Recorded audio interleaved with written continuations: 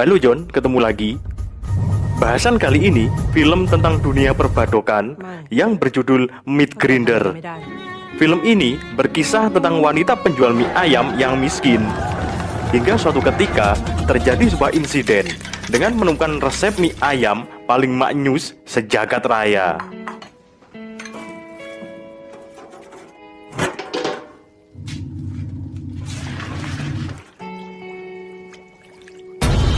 Oke, let's start. Di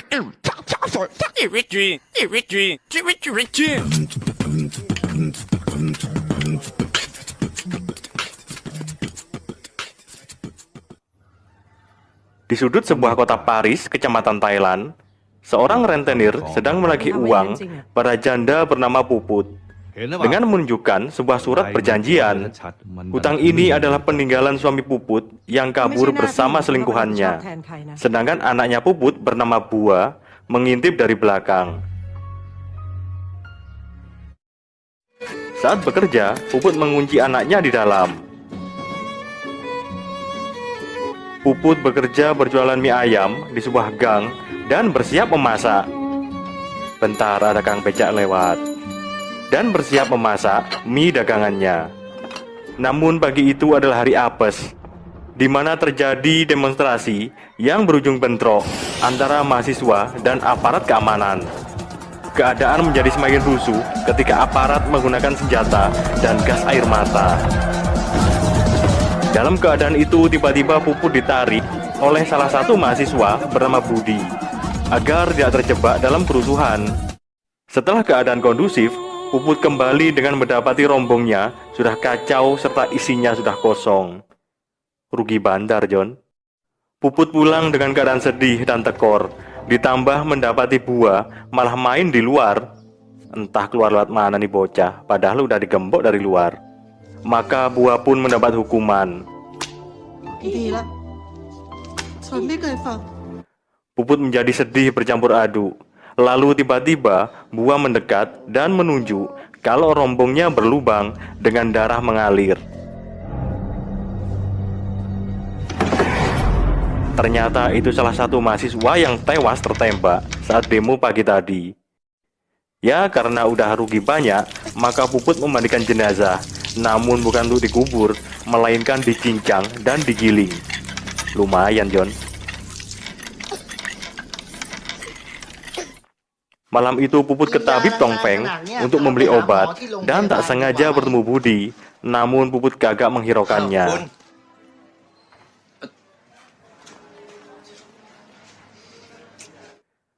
Karena trauma jualan di jalanan, akhirnya Puput membuka kedai ayam di rumahnya sendiri dengan resep terbaru yang super duper lezat, hingga kedai pun menjadi ramai dan terkenal.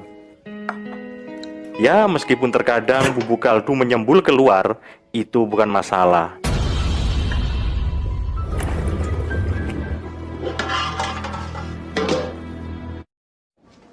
Kedai Puput yang terkenal sampailah ke telinga Budi dan penasaran untuk mencicipi mie paling enak di kecamatan Thailand ini.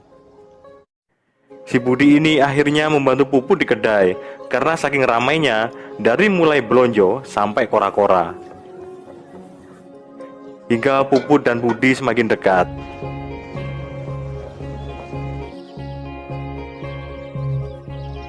Tanpa diduga suatu malam, si rentenir dan dua anak buahnya kembali datang untuk menagih. Dan untuk membuat mereka tenang, Puput menyuruh untuk makan mie dulu.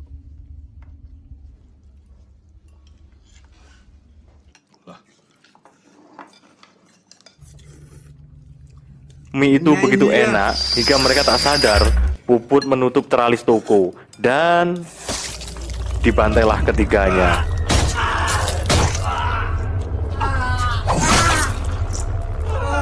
Juga tak lupa membersihkan TKP. Pagi itu Budi datang mendapati kedai masih tutup dengan kondisi berantakan di dalamnya dan berpikir kalau kedai habis dirampok. Karena melihat Puput terdiam ketakutan, Budi pun berjanji akan melindunginya. Ya, melindungi dari godaan setan yang terkutuk.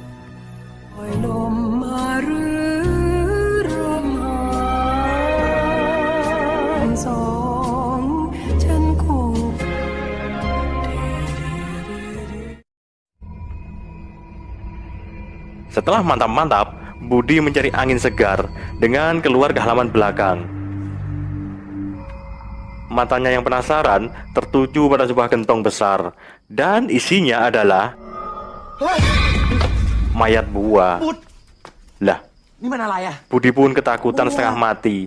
Namun menurut Puput, anaknya masih hidup. Dia pun mulai menangis, karena yang sebenarnya anak ini telah meninggal beberapa bulan yang lalu. Juga selama ini Puput berimajinasi bahwa anaknya masih hidup. Ternyata saat itu Buah tengah memergoki ayah tirinya berselingkuh. Maka untuk menutup jejak, Buah dibunuh dengan cara dimasukkan gentong berisi air hingga tewas.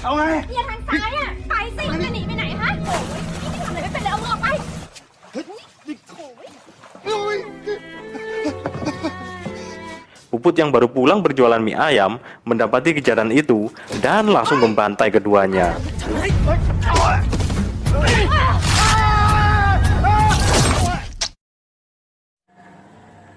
Di kantor polisi, Budi membuat laporan tentang penemuan tersebut.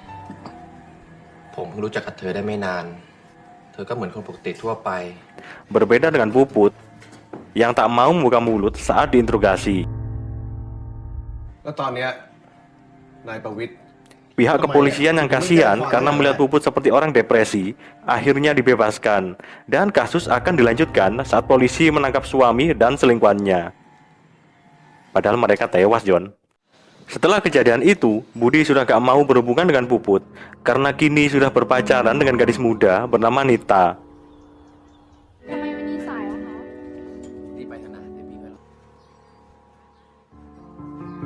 Puput yang tahu telah dicampakan mulai menyusun sebuah rencana dengan memberitahu Nita bahwa Budi mengajak bertemu di kedai mie miliknya. Nita pun disuruh menunggu dan dibuat tak sadar dengan minuman obat tidur.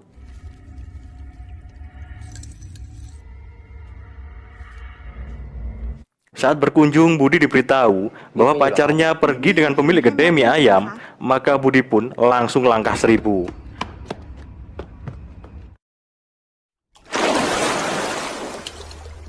Nita pun tersadar di sebuah bak kolam penuh dengan darah dan potongan tubuh manusia.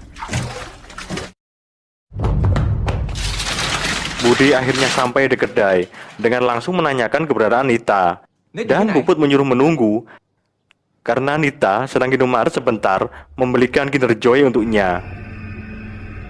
Puput yang kembali ke basement dibuat terkejut saat Nita telah keluar dari kolam dengan mengendap-endap mencari tangga untuk kembali ke atas.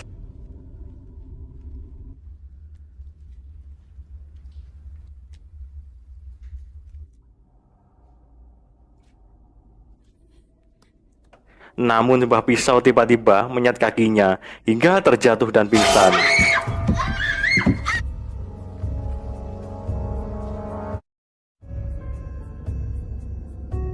Budi yang lama menunggu tiba-tiba melihat sebuah dompet milik pacarnya, maka Budi segera bergegas mencari dengan mendapati Nita akan dieksekusi. Lalu dengan sebuah pisau, Puput diancam, namun itu tak membuatnya takut. Dengan segera Budi menarik dan melemparnya.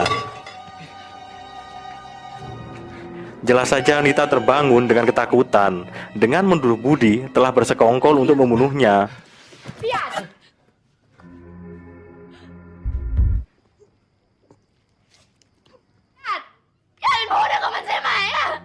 Karena melihat Puput tidak ada di tempat, maka Budi segera pergi untuk mencarinya di jalanan, karena khawatir akan melukai orang lain.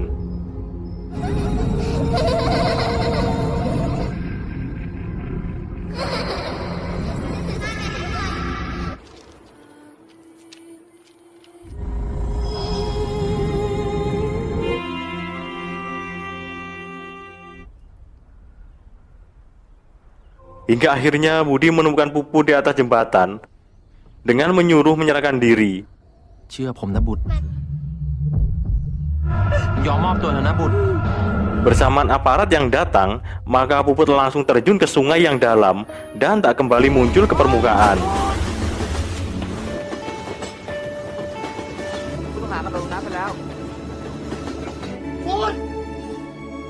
Pencarian dilakukan hingga malam hari, namun hasilnya nihil, dan Puput dinyatakan tewas tenggelam.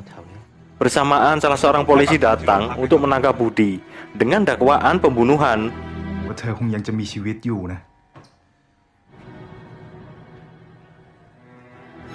Rumah Puput pun digeledah dengan menemukan daging serta beberapa tulang เพื่อน manusia. คุณรวมอยู่ด้วย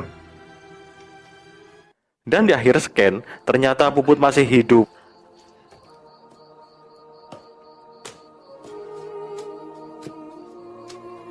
Dengan berjalan menuju ke sebuah rumah dengan banyak daging manusia tergantung dan melihat ibunya yang tersenyum.